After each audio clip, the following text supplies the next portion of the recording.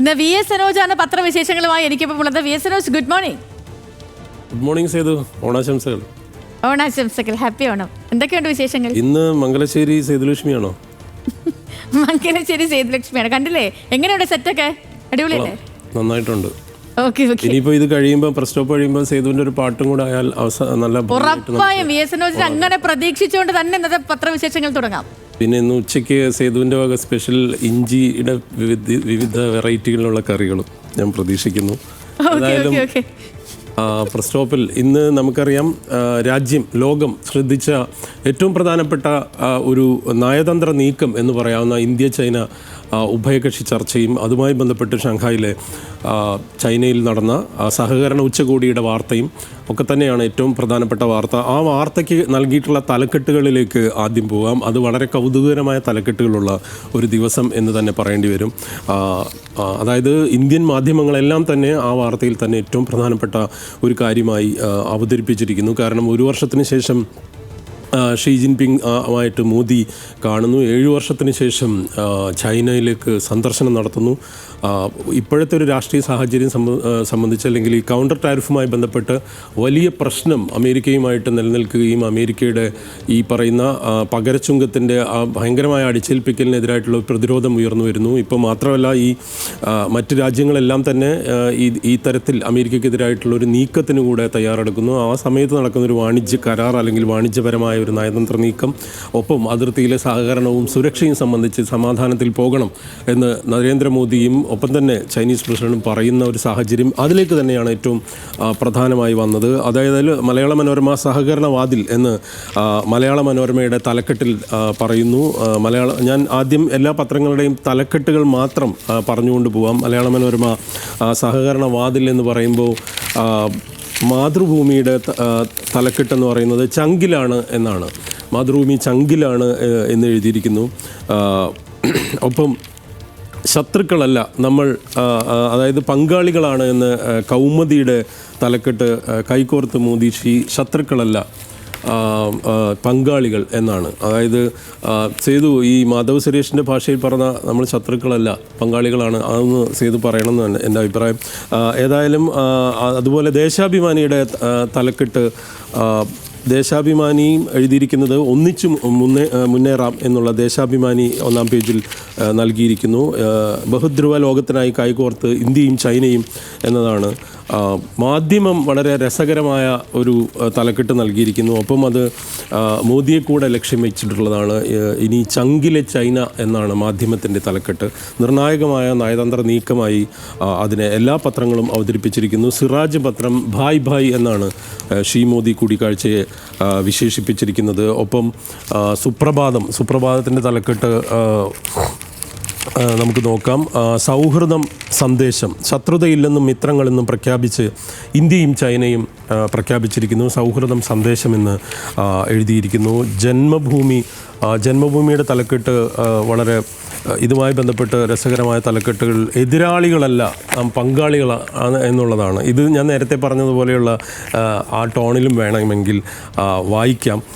ഏതായാലും വളരെ രസകരമായ തലക്കെട്ടുകൾ ഉള്ള, ഒപ്പം തന്നെ ഇതിൻ്റെ ധാരാളം വിശദാംശങ്ങളുള്ള ഒരു ദിവസം എന്ന രീതിയിൽ കൂടെ നമുക്കിതിനെ പറയേണ്ടി വരും. ഈ ബന്ധമുണ്ടാക്കിയിട്ടുള്ള ഈ SCO ഉച്ചകോടി ഉണ്ടാക്കിയിട്ടുള്ള രാഷ്ട്രീയ ഒരു പ്രതിരോധം മറ്റൊരു തരത്തിൽ ദക്ഷിണേഷ്യൻ രാജ്യങ്ങളിലേക്ക് ഒരു വലിയ രീതിയിലുള്ള സാമ്പത്തിക ശക്തി എന്ന നിലയിൽ എങ്ങനെ നമ്മളെ ഇന്ത്യയുടെ ബന്ധത്തെ അല്ലെങ്കിൽ ഇന്ത്യയുടെ സാമ്പത്തിക ശക്തി മെച്ചപ്പെടുത്തുന്നതുമായി ബന്ധപ്പെട്ട്, ഒപ്പം ചൈനയുമായി ബന്ധപ്പെട്ടും ചൈനയ്ക്കും അത് ഏത് തരത്തിൽ ഗുണകരമാണ് എന്നുള്ളത് സംബന്ധിച്ച ഇതിൻ്റെ ഉൾപേജുകളിൽ ധാരാളം വാർത്തകളുണ്ട്. സൗഹൃദ അന്തരീക്ഷത്തിൽ മോദിയുടെ കൂടിക്കാഴ്ച നടന്നത്, സഹകരണം ഏതൊക്കെ അടിസ്ഥാനത്തിൽ എങ്ങനെ എന്ന് ഈ സഹകരണ കൂട്ടായ്മയെക്കുറിച്ച് മലയാള മനോരമ അടക്കം മാതൃഭൂമി അടക്കം ഉൾപേജുകളിൽ വളരെ സവിസ്തരം തന്നെ പറഞ്ഞിരിക്കുന്ന ഒരു ദിവസം, ധാരാളം വായിക്കാനുള്ള ഒരു ദിവസം എന്ന് കൂടെ നമുക്ക് പറയേണ്ടി വരും. ഒപ്പം ഹിന്ദു ഇത് വളരെ സമഗ്രമായി റിപ്പോർട്ട് ചെയ്തിരിക്കുന്നു. പ്രത്യേകിച്ച് ഇത്തരത്തിലുള്ളൊരു നയതന്ത്ര നീക്കം ഹിന്ദുവിനെ പോലൊരു പത്രം ആ രീതിയിൽ തന്നെ വളരെ ഗൗരവത്തോടു കൂടെ കൈകാര്യം ചെയ്തിരിക്കുന്നു എന്ന് പറയേണ്ടി വരും. India China committed to fair resolution of, അതായത് ഒരു fair resolution of border issue എന്നാണ് നരേന്ദ്രമോദി അവിടെ സംസാരിച്ചതായി, ആമുഖത്തിൽ സംസാരിച്ചതായി ഹിന്ദു റിപ്പോർട്ട് ചെയ്യുന്നത്. ഇക്കാര്യത്തിൽ ഇന്ത്യയും ചൈനയും ഒരു വളരെ ഗുണകരമായ ഒരു റെസൊല്യൂഷൻ ഒരു ധാരണയിൽ എത്തുന്നു. ബോർഡർ ഇഷ്യൂ സംബന്ധിച്ച് നമുക്കറിയാം, നേരത്തെ ഉണ്ടായിരുന്ന പ്രശ്നങ്ങളെ സംബന്ധിച്ചൊക്കെ അറിയാം. അതുമായി ബന്ധപ്പെട്ട് തന്നെ അതിൻ്റെ ഉൾപേജുകളിലെല്ലാം ഈ വാർത്തയ്ക്ക് വലിയ പ്രാധാന്യം നൽകിയിരിക്കുന്നു. ഞാൻ മറ്റ് വാർത്തകളിലേക്ക് കൂടെ നമുക്ക് പോകേണ്ടതുണ്ട്. അത് ഇന്ന് വളരെ പ്രധാനപ്പെട്ട ചില കാര്യങ്ങൾ നടന്ന ദിവസങ്ങളെന്ന് പറയാം. ഒന്ന്, പാട്നയിൽ ഇന്ന് വോട്ടർ അധികാർ യാത്ര അവസാനിക്കുന്നു. അതിൻ്റെ സമാപനത്തിൻ്റെ തുടക്കം അവിടെ ആളുകൾ എത്തിത്തുടങ്ങുകയും അത് വലിയ ഇന്ത്യയിലെ തന്നെ ഒരു രാഷ്ട്രീയ മഹാസംഭവമായി മാറുന്നൊരു സാഹചര്യത്തിലേക്ക് പോകുന്ന മണിക്കൂറുകളിലാണ് നമ്മൾ നിൽക്കുന്നത്. പട്നയിൽ ഇന്ന് ഇന്ത്യ കരുത്ത് കാട്ടുമെന്ന് ചന്ദ്രിക എഴുതിയിരിക്കുന്നു. ഇതെല്ലാ പത്രങ്ങളും വലിയ പ്രാധാന്യത്തിൽ നൽകിയിട്ടുള്ള ഒരു വാർത്തയാണ്. ആ വാർത്തയ്ക്ക് അർഹിക്കുന്ന പ്രാധാന്യം തന്നെ എല്ലാ പത്രങ്ങളും ആ രീതിയിൽ നൽകിയിട്ടുമുണ്ട്. ഇത് പട്നയിൽ ഇന്ന് ഇന്ത്യ കരുത്ത് കാട്ടുമെന്നുള്ള വാർത്തയുണ്ട്. ഒപ്പം മറ്റു വാർത്തകളിലേക്ക് പോയാൽ മറ്റൊരു പ്രധാനപ്പെട്ട വാർത്ത ഇന്നലെ ഉണ്ടായത് മേപ്പാടി, നമ്മൾ പറയാവുന്ന ഈ ചുങ്കപ്പാത ഇതാണ്. അതായത് വയനാട്ടിലേക്കൊരു തുരങ്കപാത നിർമ്മാണം അടുത്തുണ്ട് വയനാട് എന്ന് പറഞ്ഞ് മാതൃഭൂമി അതിവേഗത്തിൽ ഒരു പാത വരുന്നു. അത് ഒരുപാട് വർഷത്തെ കാത്തിരിപ്പാണ്. ആ വാർത്തയ്ക്ക് പ്രാധാന്യം നൽകിയിരിക്കുന്നു. ഒപ്പം മറ്റു വാർത്തകൾ എന്ന് പറയാവുന്നത് രസകരമായ വാർത്തകളും കൂടിയുള്ള ദിവസം എന്ന് പറയാം. ഒപ്പം ഒരു വളരെ ശ്രദ്ധിക്കേണ്ട ഒരു വാർത്ത, ഓണത്തിൻ്റെ സമയത്ത് നമ്മൾ വളരെ ശ്രദ്ധിച്ചിരിക്കേണ്ട ഒരു വാർത്ത എന്ന് പറയാവുന്നത് മാധ്യമത്തിൻ്റെ വാർത്തയാണ്. അതായത് ലഹരിയിൽ വാഹനം ഓടിക്കൽ. കഴിഞ്ഞ വർഷം ശിക്ഷിക്കപ്പെട്ടത് 78,878 പേർ. ഡ്രൈവിംഗ് ലഹരി അപകടങ്ങളിൽ ഒരു വർഷത്തിനിടെ 15 പേരുടെ ജീവൻ നഷ്ടമായി എന്ന് മാധ്യമം എഴുതിയിരിക്കുന്നു. ഒപ്പം ഇന്നലെ നടന്ന നമ്മൾ പറഞ്ഞതുപോലെയുള്ള തുരങ്കപാതയുമായി ബന്ധപ്പെട്ട വയനാട്ടിലെ അതൊരു നമ്മുടെ സംസ്ഥാനത്തിനെ സംബന്ധിച്ച് നമ്മുടെ വികസനത്തിൻ്റെ ഒരു നാഴികക്കല്ല് ഒരു വലിയ നേട്ടം എന്ന് പറയാവുന്ന രീതിയിൽ എല്ലാ വിഭാഗം ആളുകളും അത് പങ്കെടുത്ത ഒരു വലിയ ചടങ്ങായി മാറിയ നാടിൻ്റെ നാഴികക്കല്ല് എന്ന ദേശാഭിമാനിയുടെ തലക്കെട്ടിൽ ഉണ്ട്. തുരങ്കപാതയുടെ നിർമ്മാണ പ്രവർത്തനങ്ങൾക്ക് തുടക്കമായിരിക്കുന്നു എന്ന് ദേശാഭിമാനി എഴുതിയിരിക്കുന്നു. അതിൻ്റെ ഉൾപേജുകളിൽ അടക്കം ആ വാർത്തയുണ്ട്. ഒപ്പം അതിൽ മാതൃഭൂമി അതായത് എല്ലാതരം വിയോജിപ്പുകൾക്കും അപ്പുറത്തേക്കുള്ള, അതായത് അവിടുത്തെ സഭകളുമായി ബന്ധപ്പെട്ടൊക്കെ ചില രാഷ്ട്രീയ വിമർശനങ്ങൾ സർക്കാരിനെയൊക്കെ ഉണ്ടായിരുന്നതെല്ലാം ഡൈല്യൂട്ട് ചെയ്യുന്ന തരത്തിലേക്ക് വലിയ രീതിയിലുള്ള ഒരു പങ്കാളിത്തം ആ പരിപാടിയിലുണ്ടായി എന്നുള്ള വാർത്തയും അതുമായി ബന്ധപ്പെട്ട് വളരെ കൗതുകരമായി തന്നെയുള്ള അതിൻ്റെ അനുബന്ധങ്ങളെല്ലാം തന്നെ കൊടുത്തിട്ടുണ്ട്. ഒപ്പം താമരശ്ശേരി, ഈ വാർത്തയുടെ വന്ന ദിവസം തന്നെ കോഴിക്കോട് താമരശ്ശേരി ചുരത്തിലെ 9ാം വളവിൽ ചുരം ഇറങ്ങുന്നതിനിടെ അപകടത്തിൽപ്പെട്ട കണ്ടെയ്നർ ലോറിയുടെ ചിത്രം ഇന്ന് മാതൃഭൂമി നൽകിയിട്ടുണ്ട്. 5ാം പേജിൽ നൽകിയിരിക്കുന്നു. അതൊരു ഭീതിജനകമായൊരു ചിത്രം. അത് അത്ഭുതകരമായി നമുക്ക് നോക്കിക്കാണേണ്ടി വരും എന്ന് തോന്നുന്നു. മറ്റൊരു പ്രധാനപ്പെട്ട വാർത്ത ഇന്ന് മാതൃഭൂമിയിലുള്ളത് ഈ വോട്ടർമാരുടെ പുതിയ തിരിച്ചറിയൽ കാർഡുമായി ബന്ധപ്പെട്ടുള്ള ആ വിവാദങ്ങൾ, ആ പ്രശ്നങ്ങൾ തന്നെ നിലനിന്നുകൊണ്ടിരിക്കുന്നു. കോൺഗ്രസ് നൽകിയ 89 ലക്ഷം പരാതികൾ തള്ളിയെന്ന് പവൻ ഖേഡ പറഞ്ഞിരിക്കുന്നു. വോട്ടർമാർക്ക് പുതിയ തിരിച്ചറിയൽ കാർഡ്, അതിൽ 33,326 പേർ കരട് പട്ടികയിൽ വിയോജിപ്പുമായി വന്നു. 2 ലക്ഷത്തിലേറെ പേരെ ഒഴിവാക്കാൻ അപേക്ഷകൾ. ഹർജി ഇന്ന് വീണ്ടും സുപ്രീം കോടതി പരിഗണിക്കും എന്നും എഴുതിയിട്ടുണ്ട്.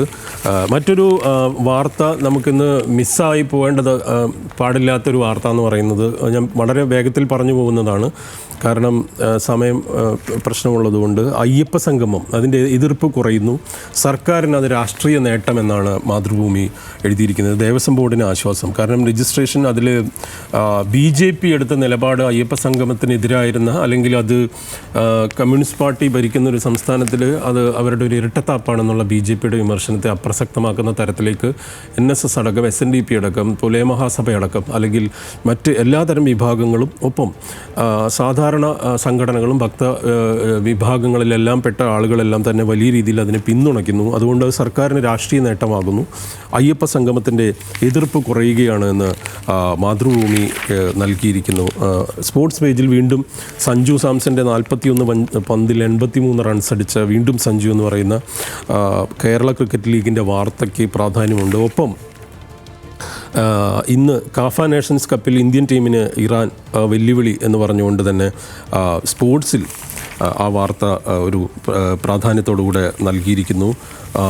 ഒപ്പം ഇന്ന് നമുക്കറിയാം ഹിമാചലിൽ കുടുങ്ങിയ മലയാളികളുടെ ഒരു വാർത്തയും ഒരു പ്രാധാന്യമുള്ള വാർത്തയാണ്. അത് 18 മലയാളികൾ ഹിമാചലിൽ കുടുങ്ങിയ വാർത്ത മലയാള മനോരമ നൽകിയിട്ടുണ്ട്. ഒപ്പം ഞാൻ നേരത്തെ പറഞ്ഞതുപോലെ ഈ നമ്മുടെ തുരങ്കപാത നിർമ്മാണവുമായി ബന്ധപ്പെട്ട വാർത്തകളിൽ കൂടുതൽ വളരെ കൗതുകരമായ അല്ലെങ്കിൽ അതൊരു വലിയ നേട്ടം എന്ന രീതിയിൽ തന്നെ അവതരിപ്പിക്കുന്ന വാർത്തകൾ അവതരിപ്പിച്ചിരിക്കുന്നു. ഒപ്പം നാട് നന്നാവാൻ ഒറ്റയാൾ നാടകവുമായി ഒരു പോലീസുകാരൻ എന്നൊരു ഒരു കൗതുകമുള്ള ഫീച്ചർ 1-ാം പേജിൽ കേരള കൗമുദി നൽകിയിട്ടുണ്ട്. കേരളത്തെ സംബന്ധിച്ച് വളരെ പോസിറ്റീവായ വാർത്തകളുടെ ദിവസം എന്ന് വേണമെങ്കിൽ പറയാം.